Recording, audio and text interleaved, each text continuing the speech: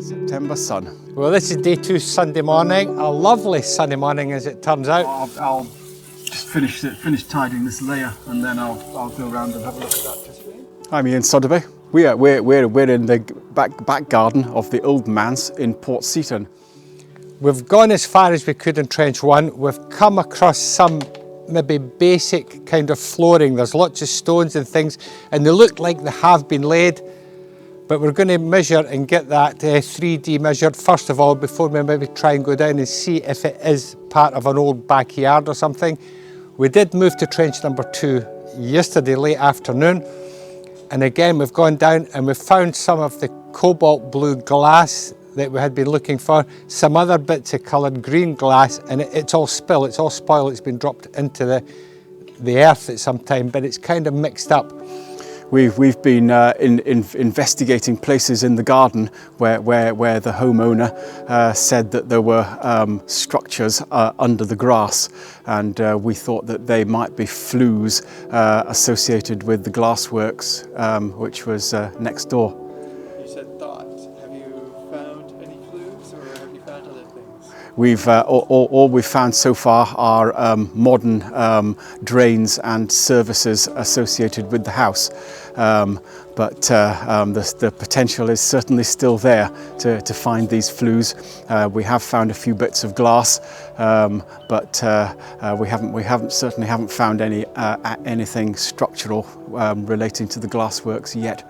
So we've come down through to the section 2 in the trench, and again we've found this very basic crude looking possible floor or backyard, but the stone, some of it seems to be running uphill to the end of the trench. So we're going to extend the trench here for about ½ metre and just see if that has been spill off a wheelbarrow that they've put in, or if it's been specially designed for that. And we're also looking for more glass. And in between times we've started trench number 3. And one of the things, we've actually got a floor tile, a piece of old floor tile. It just came out, and that's right out the top surface where the turf had come out. So that's a work in progress. But we've now got 3 trenches spread apart, so that's going to give us an idea in 3 parts of the garden if all these flooring levels maybe come together. But that's for later on. So at the moment, folks, we'll keep you updated later on in the day, and see you soon.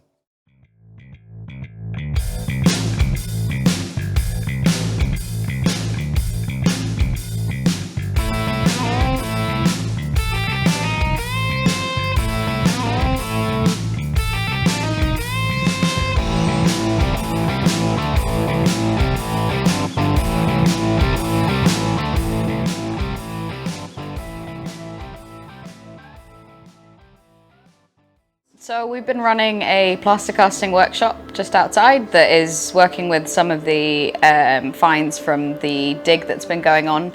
We're using some of the ceramic and shells and various different finds that people have got to set them into plaster and then carve them back. And yeah, so it's day 2 and you guys have found stuff.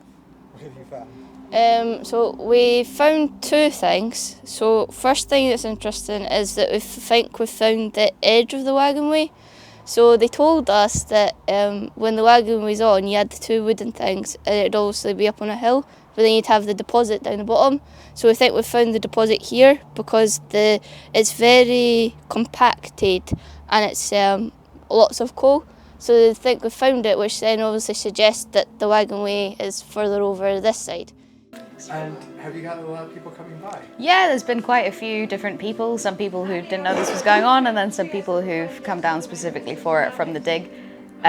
Some of these packs have been going out as well to people in their houses, and they've been doing their own casting workshop from home as well. I'm an artist based in Glasgow, mainly working with casting, a lot of foundry work. So I've been doing some workshops with Lucy, who's running the Fun Fridays for Tranent and Cockenzie, and I did some workshops with them, and then got brought in for this as well. We're Lindsay and Aaron. We found a wall. We found a bit of a foundation which goes across this way here. And speaking to our neighbours, he says it's an air raid shelter that the gentleman who used to live in this house built for his parents. So how far it goes and how big it goes, we're not very sure, but it's very, very solid, isn't it? Mm-hmm.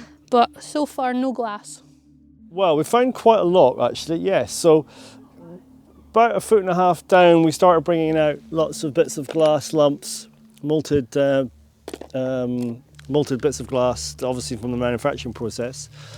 All sorts of bits and bobs, all quite shiny. We found that there's a possible cut in the ground, so someone's dug down and sort of dumped stuff, because we did find a tin tub and a cup that's like still got the handle and things. So that was quite interesting. So we're going on to see what the cut is, because obviously we think we've missed the wagonway, that it's more likely over on this side if this is the ditch at the end for when the coal would fall off the wagonway. Just this little corner here till we get this sand here, because this is obviously the natural stuff. So we're just going to go down and see how far that goes, and then that'll obviously give us an indication of how far the other side goes, because we'll get a layer of the coal, so see how much we've actually got. But then we discovered there's a bit of a wall going on. Well, I didn't know it was a wall. We thought it was maybe just demolition rubble. But then one of the experts, Gareth, suggested it's more likely to be a wall because of the amount of water that's down in the centre of it. And then just a little while ago, I found I don't know, a manufactured piece of wood. I'm pretty sure it is. I don't think it's a tree stump or anything. I think it's either a post or perhaps a beam. We don't know. Just to the left of that, there was a lot of area where a lot of burnt material with quite a lot of slag in it. So obviously somebody's been burning something there, and either dumped or else it was just a dump hole for something. But when I scraped it out, it went quite far, with a lot of slag and a lot of bits of glass in there. Quite a lot of interesting shapes were coming out.